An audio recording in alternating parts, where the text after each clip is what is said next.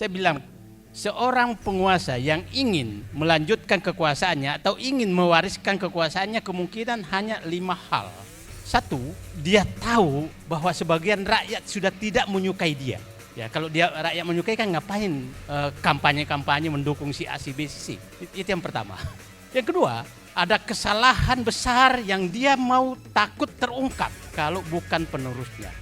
Induk segala kejahatan adalah kebohongan. Jadi kalau orang sudah berbohong, maka jangan pernah memimpikan membuat kebaikan. Itu hipotesa saya. Nah, tapi saya salut Pak Anies. Kalau dia memberikan kesabaran 10% saja ke saya, mungkin saya menjadi sabar. Karena beliau itu sabarnya kira-kira 1000% gitu. Dicaci maki tiap hari, tetap aja sabar gitu. Saya sih melihat begini, kalau melihat warisannya akan ditinggalkan, mungkin nanti akan saya sampaikan, memang hanya calon presiden yang bernyali dan pendukung yang gagah berani yang bisa menyelamatkan Indonesia.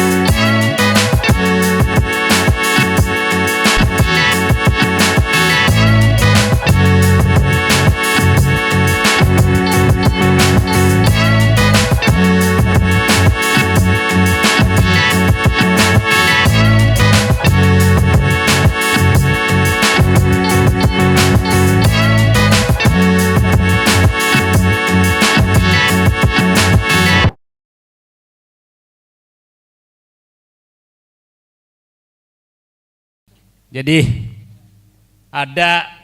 masih ada perbedaan saya dengan Pak Anies sebenarnya, yang saya ingin nanti klarifikasi. Jadi beliau selalu menyatakan janganlah menyerang presiden sekarang. Saya bilang bukan saya menyerang, yang saya repot mencari apa yang saya bisa puji, itu ya masalahnya. itu yang repot sekali saya.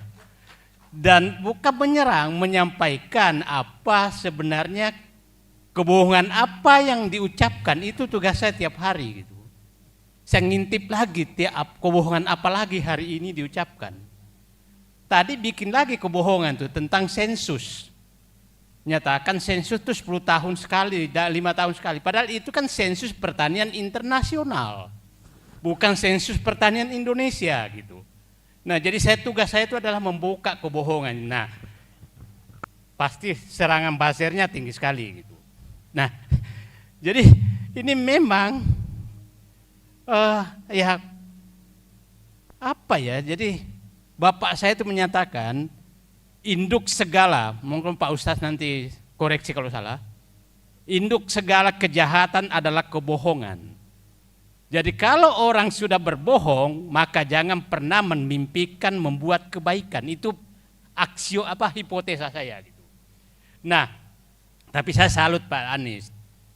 Kalau dia memberikan kesabaran 10% saja ke saya, mungkin saya menjadi sabar. Karena beliau itu sabarnya kira-kira 1000% gitu. Dicaci maki tiap hari, tetap aja sabar gitu.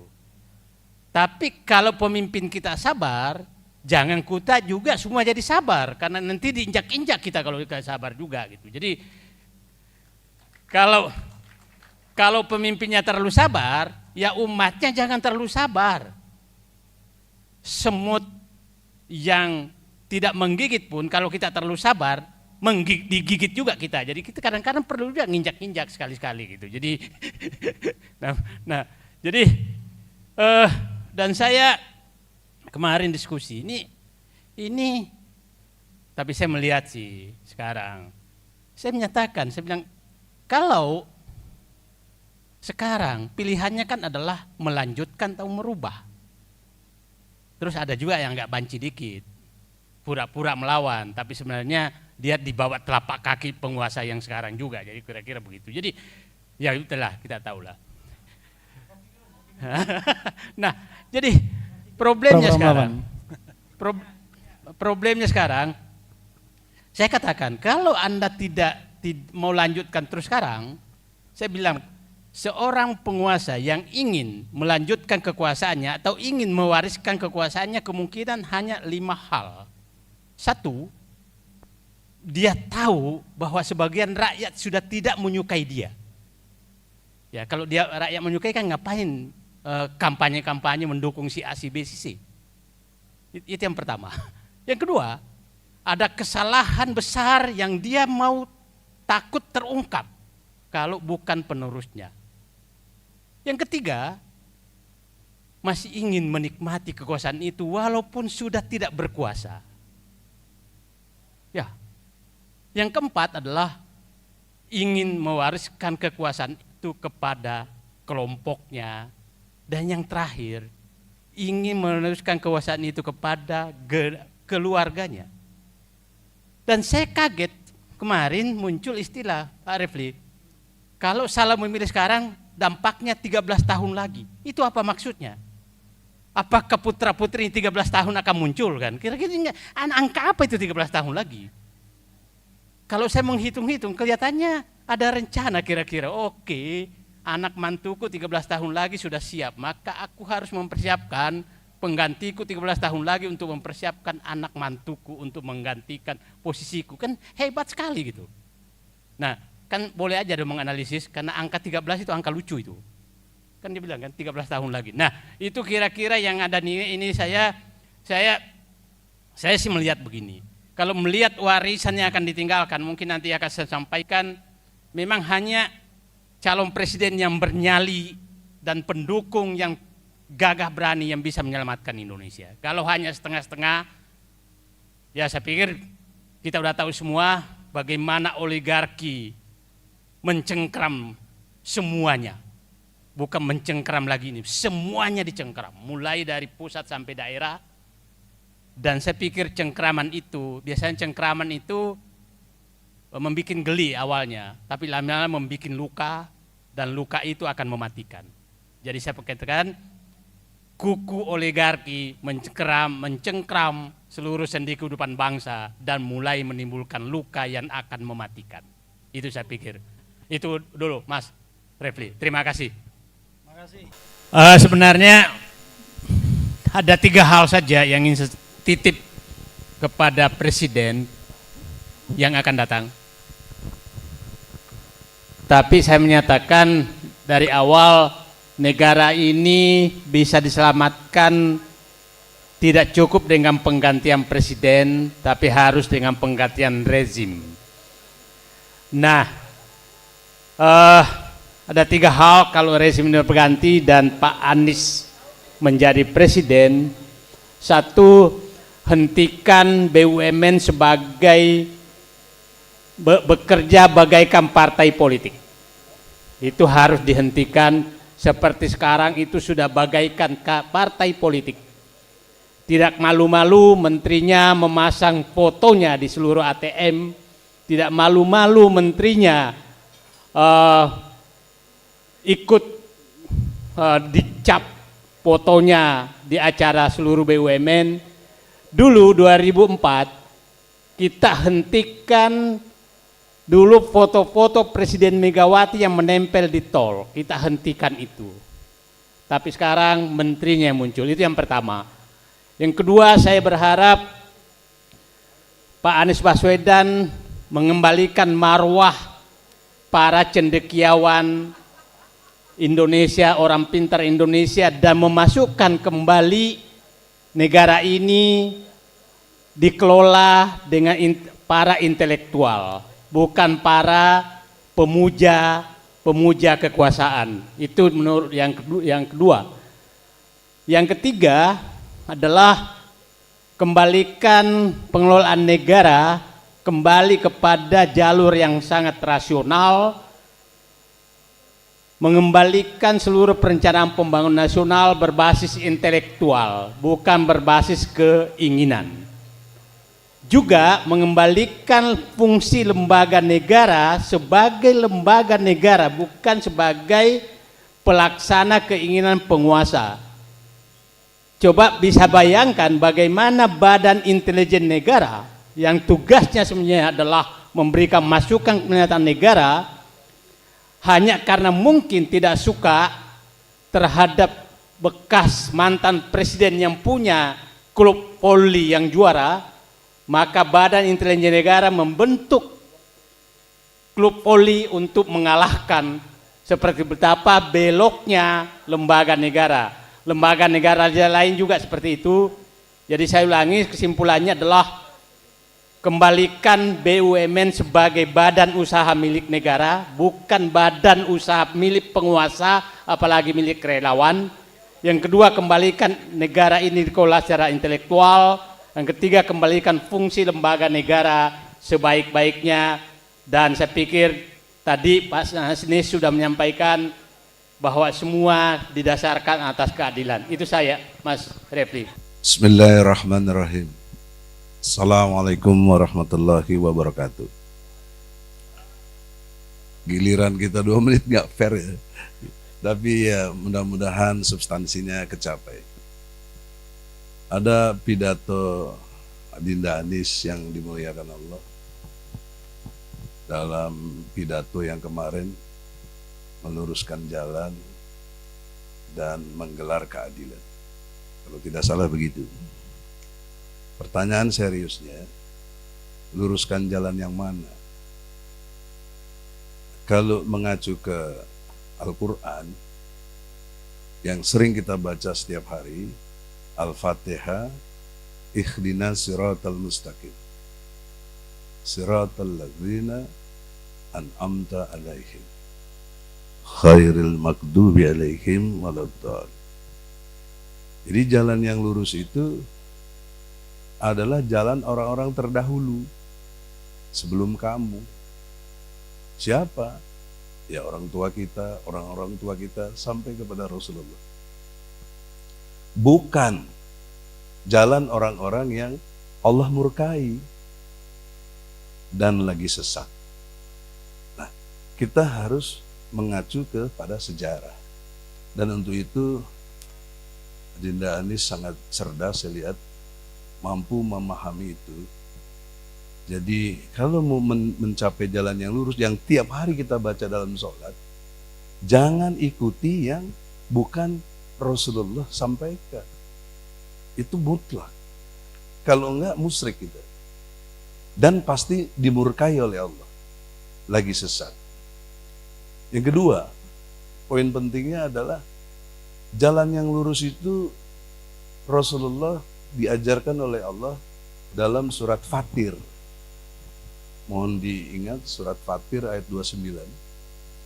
Itu programnya ASI. A-nya Al-Quran, S-nya sholat, I-nya infak. Program ASI ini mestinya yang diajarkan buat rakyat Indonesia. Karena tugas pokok presiden menurut alinea keempat Undang-Undang Dasar 45 salah satunya mencerdaskan kehidupan bangsa. Nah, dalam mencerdaskan kehidupan bangsa itu adalah programnya mestinya ASI. Bagaimana penelitian dari Monash University, 73% rakyat Indonesia yang muslim tidak bisa baca Quran. 75% tidak sholat. Lalu bagaimana mau mencapai masyarakat yang berkeadilan? Menggelar keadilan untuk mencapai keadilan sosial. Sementara tidak ditopang rakyat Indonesianya tidak sholat 75%. 73%-nya tidak bisa baca Quran. Bagaimana tercegah keji dan mungkar? Kan tidak mungkin.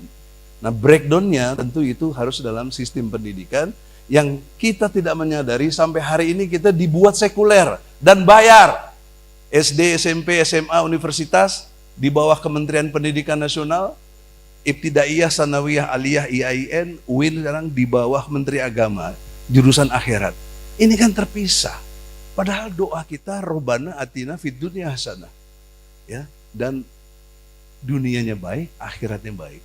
Bagaimana mau akhirat baik kalau dunianya kita tidak menegakkan hukum-hukum Allah? Waktu gubernur bisa dipahami lah. Belum ada pergub atau perda yang berdimensi untuk bagaimana penegakan syariat Islam. Tapi kalau udah jadi presiden, tidak bisa dimaafkan lagi karena sudah paling berkuasa, nomor satu. Dan punya peluang untuk itu. Karena yang membuat hukum di negeri ini adalah presiden dan DPR.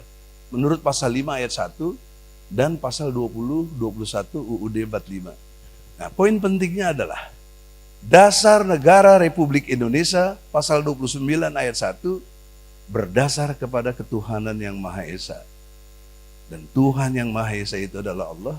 Di alinea ketiga, berkat rahmat Allah dinyatakan kemerdekaan bangsa Indonesia. Maka logika hukumnya di Indonesia seharusnya berlaku ketentuan-ketentuan hukum-hukum Allah. Itu logika hukum. Kalau tadi yang dari TNI ngajarin tentang Panglima TNI, ini lebih dasar negara Republik ini tauhid. Tapi kita selalu dibenturkan dengan kadrun, dibenturkan dengan politik identitas. Itu tidak benar. Termasuk Anies keturunan dari Yaman atau apa, dipersoalkan. Dia nggak mengerti tanggal 9 Agustus 1945 sudah ada resolusi tidak lagi bangsa Arab itu bukan termasuk bangsa Indonesia. Ada. Bahkan disepakati oleh Soekarno dengan Chu Enlai waktu itu. Jadi beda dengan Tionghoa. Kalau Tionghoa tidak dimasuk sebagai bangsa Indonesia. Dia punya 2 keluarga negara. Kalau orang Arab udah selesai. Dia orang Indonesia. Tapi tetap dibully sedemikian rupa. Maka untuk itulah dalam perspektif hukum, kalau mau jalan yang lurus, pakailah konsep ASI, terangkan sebaik-baiknya pencerahan kepada rakyat. Ya, tidak, ini ada pendeta, ada yang lain non-muslim.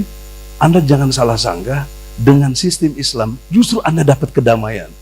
Islam itu rahmatan lil alamin. Tidak ada konsep terorisme dan lain sebagainya. Saya sering berdebat tentang itu dan pernah dipenjara untuk hal-hal yang begini. Jadi saya terangkan dengan baik. Tunjukkan pada saya satu saja ajaran Islam yang menciptakan dia menjadi teroris. Tidak ada, senyum aja ibadah kok. Nyambut tamu ibadah. Apalagi nolong orang bayar sedekah ibadah. Masa pasang bom sembarangan boleh? Kan nggak benar, ini by design. Karena ada programnya, ada uangnya, ada biayanya untuk menternak terorisme itu. Nah, tiba saatnya kita berharap dengan Adinda Anies berkenan nanti ditakdirkan ya, oleh Allah, qulillahumma malikal mulki tu'til mulka man tasya. Ya, Allah yang berikan kekuasaan itu dan Allah juga cabut kekuasaan dari siapa yang Allah kehendaki. Nah, kita berharap Allah menakdirkan Anies Baswedan Presiden Republik Indonesia. Amin. Assalamualaikum warahmatullahi wabarakatuh. Waalaikumsalam warahmatullahi wabarakatuh.